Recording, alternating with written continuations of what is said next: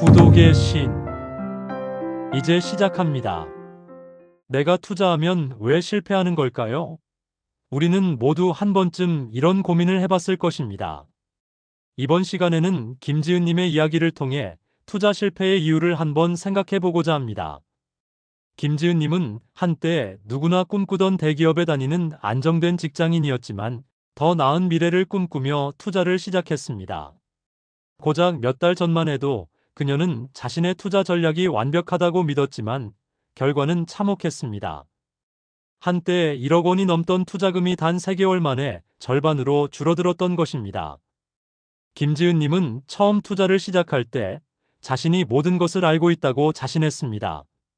몇몇 인터넷 글만 보고도 금방 돈을 벌 수 있을 거라 믿었죠. 하지만 현실은 달랐습니다.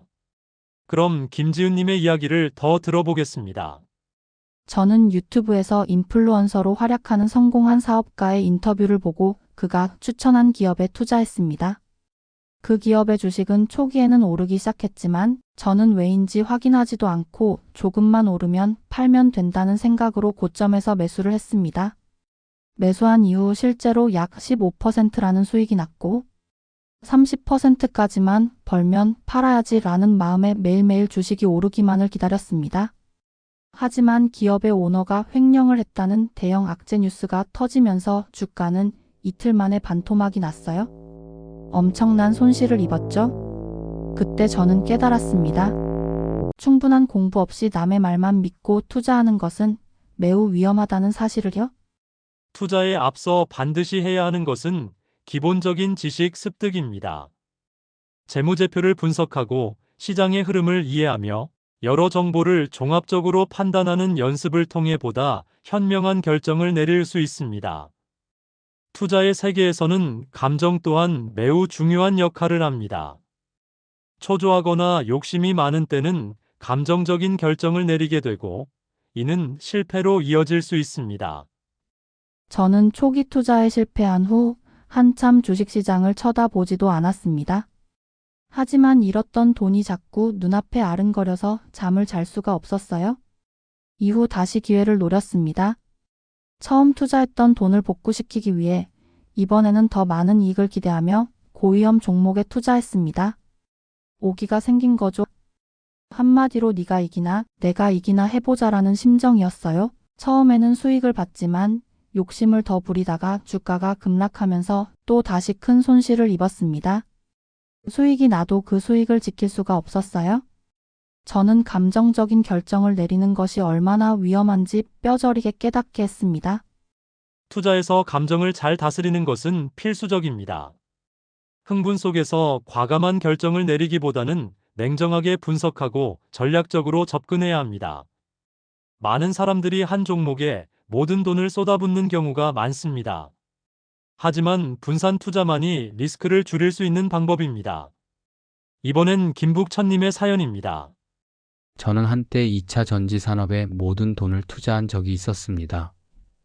당시 전 세계적으로 전기차 시대가 도래하면서 큰 기회를 잡을 수 있을 거라 생각했습니다. 그래서 한국, 미국, 중국의 2차 전지 기업들에 적극적으로 투자했습니다.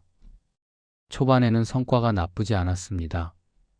하지만 갑자기 세계적인 전기차 보급률이 낮아지고 성장률이 둔화되면서 주가는 급락했습니다.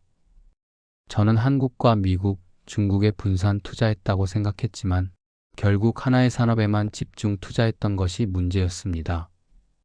그 산업이 조금만 휘청거려도 저는 큰 손실을 보게 되었죠. 그 이후로는 다양한 산업에 분산 투자하여 리스크를 최소화하는 법을 배우게 되었습니다.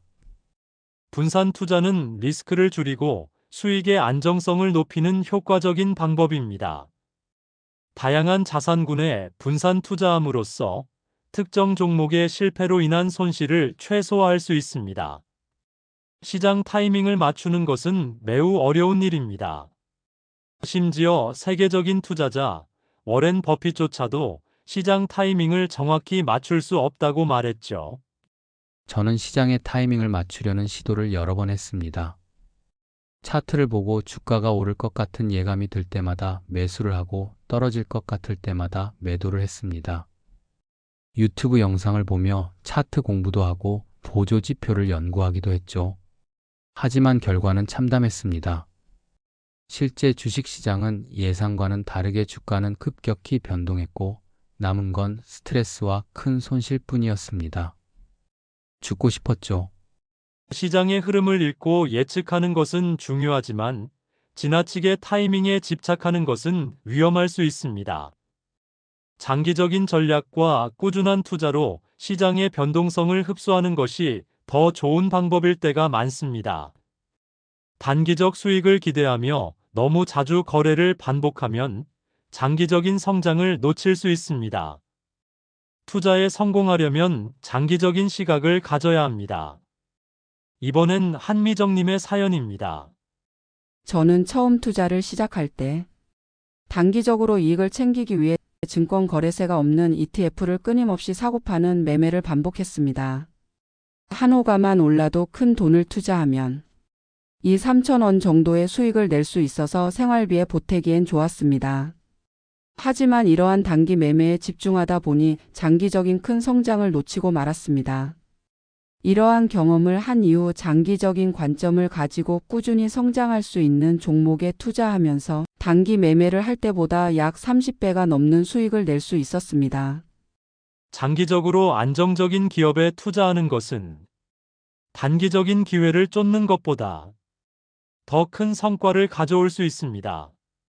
기업의 가치를 신뢰하고 장기적인 성장 포인트에 투자하는 것이 중요합니다. 오늘 김지은님, 김북천님, 한미정님의 이야기를 통해 여러분이 투자에 실패하는 여러 이유들을 살펴보았습니다. 투자에 있어 왕도는 없습니다.